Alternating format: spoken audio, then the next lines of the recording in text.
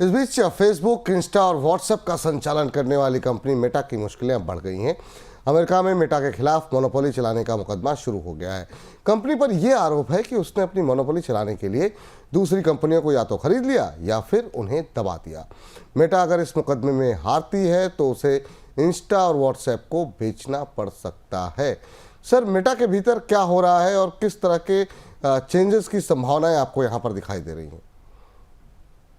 विपुल जी, हमने कल के बुलेटिन में चलते चलते इस खबर पर चर्चा की थी कि कल से मेटा के मामले पर एफटीसी का जो मामला, जो फेडरल ट्रेड कमीशन का मामला है मोनोपोली का, उस पर सुनवाई शुरू हुई है। और अब यह मामला डोनाल्ड ट्रंप के टैरिफ के साथ दूसरी सबसे बड़ी सुर्खी है अमेरिका के बाजारों में, अमेरिका के अखबारों में, क्योंकि अमेरिका में मोनोपोलीज के जो मामले हैं उन मामलों को कारपोरेट का इतिहास बदलने वाला माना जाता है। चाहे वो रॉकफेलर की मोनोपोली हो, स्टैंडर्ड ऑयल की जो पिछली सदी में तोड़ दी गई थी और कंपनी को 30 कंपनियों में बांट दिया गया था, या वो माइक्रोसॉफ्ट की मोनोपोली हो जिस पर पिछले दिनों कुछ वर्षों पहले फैसला हुआ था। तो मेटा की मोनोपोली का पूरा मामला क्या है, हम अपने डेटा पॉइंट के तरह के जरिए समझते हैं।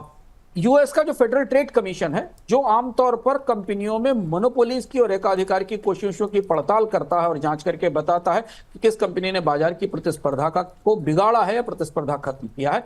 यूएस फेडरल ट्रेड कमीशन ने बहुत मजबूत मुकदमा बनाया है मार्क ज़करबर्ग के खिलाफ, और उस मुकदमे में कहा है कि मेटा ने प्रतिस्पर्धा खत्म की है। 2012 में इंस्टाग्राम को और 2014 में व्हाट्सएप को खरीदा था मेटा ने, और ये दोनों छोटे छोटे एक्विजिशन थे। और इसके बाद इन दोनों सेवाओं के बाजार में, शॉर्ट वीडियो सर्विस और जो चैट सर्विसेज हैं, इस बाजार में मेटा ने अपनी, या फेसबुक जिसको कहते हैं, उसने अपनी बड़ा एकाधिकार बना लिया है। 14 अप्रैल 2025 को जो मुकदमा शुरू हुआ है उसमें कल मार्क ज़करबर्ग ने अपने टेस्टिमोनी पर साइन किए और कल वो पहले गवाह बने हैं और ये सुनवाई बढ़ती चली जा रही है। मेटा पर एफटीसी के आरोप बेहद गंभीर हैं, जानना जरूरी है, क्योंकि पूरी दुनिया में मेटा के कस्टमर हैं, ग्राहक हैं, इंस्टाग्राम व्हाट्सएप यूज करने वाले लोग हैं, और उनके लिए खबर बेहद दिलचस्प है कि ये मुकदमा जिस दिशा में जाएगा वो दुनिया में लाखों करोड़ों लोगों को प्रभावित होगा। एफटीसी ने कहा है कि मेटा ने सोशल नेटवर्किंग में मोनोपोली बना ली है। यह शब्द अमेरिका के कानून के हिसाब से बेहद खतरनाक है जब एफटीसी ये कहती है कि कोई कंपनी मोनोपोली बना चुकी है।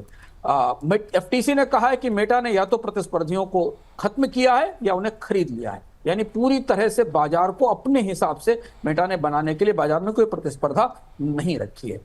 मेटा का बचाव है, मेटा का कहना है कि उसने टिकटॉक, यूट्यूब, स्नैपचैट जैसे कई बड़े प्लेटफॉर्म हैं जिनसे उसकी प्रतिस्पर्धा चल रही है, तो इंस्टाग्राम को अकेला एकाधिकार नहीं माना जाना चाहिए। एफटीसी का कहना है कि ये इंस्टाग्राम अपने तरीके का एक इकलौता प्लेटफॉर्म है और इसके साथ प्रतिस्पर्धा नहीं मानी जा सकती है। मेटा का कहना है कि इंस्टा, व्हाट्सएप से लोगों को फायदा हुआ है, उनकी पहुंच बढ़ी है और उनकी सुविधाएं बढ़ रही हैं। मेटा ने यह भी कहा है कि अमेरिका का कानून टेक ओवर्स को प्रतिबंधित नहीं करता है, कंपनियों के अधिग्रहण को प्रतिबंधित नहीं करता है। तो ये तो है वो विसात जिसके कटघरे में मार्क ज़करबर्ग खड़े हैं और अमेरिका के फेडरल ट्रेड कमीशन के आरोपों पर वकील उनसे अब जिरह कर रहे हैं। मेटा विवाद में संभावित परिणाम क्या है भी मैं आपको बताना चाहते हैं। अगर एफटीसी मामला जीत जाता है, अभी तक के पुराने नतीजे बताते हैं कि मोनोपोली के ऐसे मामलों में विपुल जी आमतौर पर फेडरल ट्रेड कमीशन के हाथ जीत लगती है, और ऐसा होता है तो मेटा को इंस्टाग्राम और व्हाट्सएप को बेचना पड़ सकता है। और यह सोशल मीडिया के उभार के बाद दुनिया की सबसे बड़ी घटना होगी, जब फेसबुक या मेटा को अपने दो सबसे इंपॉर्टेंट प्लेटफॉर्म जहां से रेवेन्यूज आ रहा है, इन्हें अलग करना पड़ेगा, और इसके बाद मेटा की कमाई पर बड़ा असर पड़ रहा है। यह भी माना जा सकता है कि मेटा जीत के, अगर इस मामले में मेटा जीतता है तो कुछ नहीं बदलेगा, ऐसा ही रहेगा, बल्कि आने वाले समय में टेक मोनोपोलीज को लेकर नियम और ज्यादा बदलेंगे। लोग ये भी कह रहे हैं कि ट्रंप ने अगर दखल दिया तो शायद एफटीसी अपने मामले को कमजोर कर सकता है और दोनों के बीच में कोई समझौता भी कराया जा सकता है।